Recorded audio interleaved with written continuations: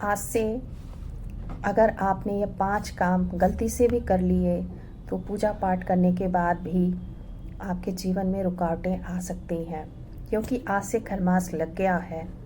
Video अंत तक ज़रूर देखें, क्योंकि आखिरी में जो बताऊंगी वह काम जो खरमास में करने से संकट भी कटते हैं और पुण्य भी मिलता है। नमस्कार दोस्तों, कैसे हैं आप सभी। आशा करती हूँ कि आप सभी लोग स्वस्थ और मस्त होंगे और मेरी वीडियो को एंजॉय कर रहे होंगे।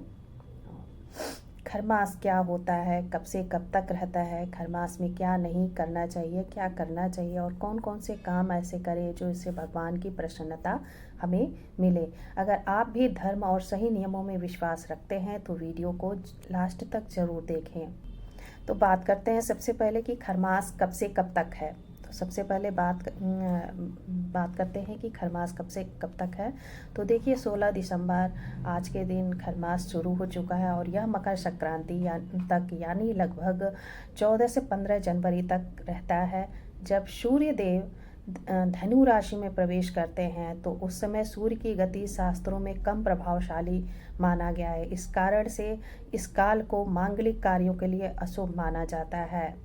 जैसा कि आपको पता होगा कि सूर्य देव के जो 7 घोड़े होते हैं, मैं आज से अब हट जाएंगे वहाँ पे। मतलब गधे 7 गधे बंध जाएंगे, जिससे कि धीमी चाल हो जाएगी इनकी, और वो जो 7 घोड़े होते हैं वह हट जाते हैं। खरमास को लेकर के आप लोग ये मत सोचिएगा कि यह बहुत बुरा समय है, तो ऐसा बिल्कुल नहीं है। इसका मतलब सिर्फ इतना ही है कि यह समय नए और बड़े शुभ कार्य नहीं किए जाते हैं, उपयोगी नहीं माना जाता है। शास्त्रों के अनुसार यह काल संयम, साधना, दान और आत्मशुद्धि का समय होता है। आइए चलिए जानते हैं कि खरमास में क्या क्या काम नहीं करने चाहिए। तो पहला है विवाह और मांगलिक कार्य। शादी, विवाह, मांगलिक कार्य खरमास में हमें भूल करके भी नहीं करनी चाहिए। जैसे पहला नंबर पे आएगा आपका जो विवाह और मांगलिक कार्य, सबसे पहले नंबर 1 पे आएगा शादी, दूसरा सगाई, तीसरा मुंडन, चौथा नामकरण, पांचवा जनेऊ, छठवां गृह प्रवेश।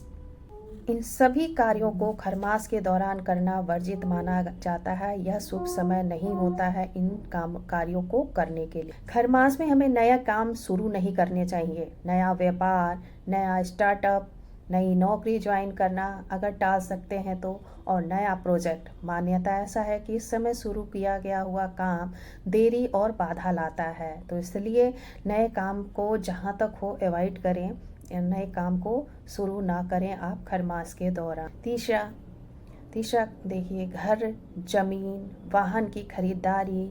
तो इसमें क्या है, नया घर, जमीन, कार, बाइक, यह सब खरमास के बाद करना शुभ माना जाता है। खरमास के दौरान इन चीज़ों की खरीदारी आप भूल करके भी ना करें। अगर आपको खरीदना है तो खरमास संक्रांति के बाद ही आप यह शुभ मुहूर्त में खरीदें। अशुभ इन खरमास के महीने में यह नया काम आप अवॉइड करें। बड़े हवन, पूजा पाठ, धूमधाम वाले आयोजन। साधारण पूजा ठीक है कि छोटी मोटी पूजा चल जाएगी, लेकिन कोई बड़ा अनुष्ठान कर रहे हैं आप, बहुत बड़ा हवन, बहुत बड़ा यज्ञ और धूमधाम वाले आयोजन कर रहे हैं, तो इसे करने से आप बचें। छोटी मोटी पूजा, दैनिक पूजा आप कर सकते हैं, लेकिन यह पूजा, बड़ी पूजा, बड़े अनुष्ठान आप नहीं कर सकते हैं। क्रोध, झूठ और अपवित्र आचरण से हमें बचना चाहिए। ज़्यादा गुस्सा नहीं करना चाहिए, झूठ नहीं बोलना चाहिए और किसी का अपमान भी नहीं करना चाहिए खरमास के दौरान। कहा जाता है कि खरमास में किए गए पाप जो है ना, कई गुना बढ़ जाते हैं। अगर आप इसमें से कोई भी का पाप जो कर रहे हैं, कोई भी गलत काम कर रहे हैं, तो यह जो आपका पाप है वह कई गुना बढ़ जाता है। तो इसलिए इन चीज़ों को आप अवॉइड करें, जहाँ तक हो सके अवॉइड करें। आइए चलिए जानते हैं कि खरमास में हमें क्या करना चाहिए। तो देखिए अब आती है सबसे शुभ बात। तो चलिए जानते हैं। खरमास में पूजा पाठ और जप कर सकते हैं। भगवान विष्णु की पूजा, राम नाम का जप, हनुमान चालीसा, गायत्री मंत्र, और यह सारी पूजाएं हम कर सकते हैं। विशेषकर सूर्य देव की उपासना हम कर सकते हैं। सूर्य देव को जल चढ़ाइए, यह बहुत ही उत्तम माना गया है, अति उत्तम माना गया है। दान पुण्य आप कर सकते हैं, अन्न का दान करिए, कपड़े का दान, गरीबों की सहायता। कहा जाता है कि खरमास में जो अगर हम दान करते हैं तो कई गुना फल मिलता है इसका।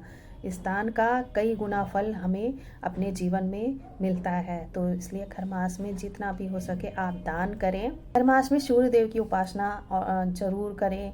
सुबह स्नान करके और सूर्य देवता को जल अर्पण करें। सुबह जल अर्पण करना बहुत ही इम्पोर्टेंट है। ओम सूर्याय नमः मंत्र का जप करते हुए सूर्य देव को जल अर्पण करें, या गायत्री मंत्र से भी आप सूर्य देवता को जल चढ़ा सकते हैं।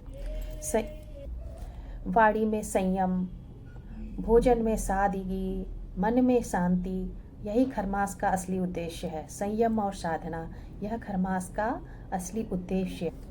एक ज़रूरी बात आप सभी के साथ शेयर करनी चाहूँगी। आप लोग ध्यान दीजिएगा कि खरमास कोई अशुभ समय नहीं होता है, श्राप नहीं है। यह एक आध्यात्मिक सुधार का समय है। इससे आप लोग डरिएगा नहीं। यह एक आध्यात्मिक सुधार है। जो लोग इस समय पर दान, जप, संयम अपनाते हैं उनके जीवन में आने वाले साल में स्थिरता बनी होती है। तो दोस्तों, आज से खरमास शुरू हो चुका है, लेकिन इस समय बड़े शुभ काम नहीं होंगे। लेकिन पूजा, दान और भक्ति जरूर करें। जो दैनिक पूजा पाठ आप करते हैं वह आप ज़रूर करें। कोई नया व्रत आप नहीं उठाएं। और अगर यह जानकारी उपयोगी लगी हो तो वीडियो को लाइक करें और अपने परिवार के साथ शेयर करें, और चैनल को सब्सक्राइब करना ना भूलें। और अंत में आप सभी से यही निवेदन है कि कमेंट में ज़रूर बताएं कि आप खरमास में कौन सा नियम अपनाते हैं। कमेंट में ज़रूर बताइएगा कि आप लोगों खरमास में क्या क्या करते हैं, कौन सा दान पुण्य करते हैं। और कमेंट में जय श्री हरि, जय श्री राधे, ओम सूर्याय नमः ज़रूर लिखिएगा। तब तक के लिए धन्यवाद।